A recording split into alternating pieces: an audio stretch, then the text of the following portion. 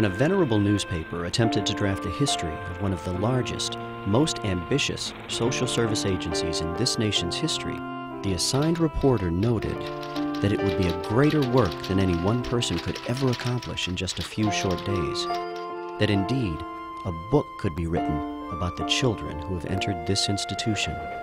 An institution by the railroad tracks, at the corner of two busy streets, in a place called Mishawaka. The reporter worked for the South Bend Tribune, the year 1915. This is a story of hope for children and for families, the ones who need it the most.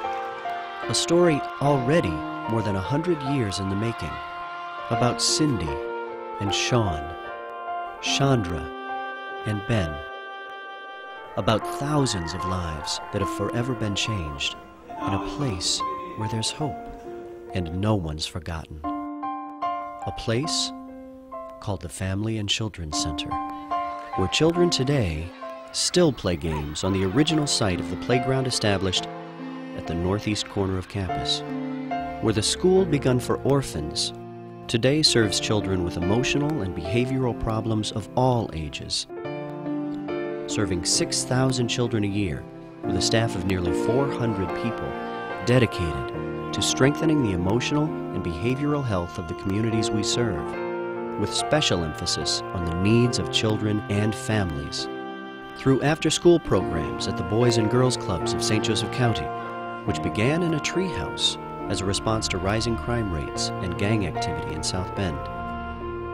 Day treatment and dormitory-style residential services for severely emotionally disturbed children and adolescents right here on the children's campus, with individual and group therapies through counseling and development services, including the prevention of child abuse and neglect through the Healthy Families program, where parents and children learn how to bond. And through the Holy Cross Counseling program, therapy for those who've experienced the trauma of sexual abuse. Today, the accredited services of the Family and Children's Center are provided right here, as always, and at other locations throughout the area where they're needed the most, leading the way to better lives for all of us.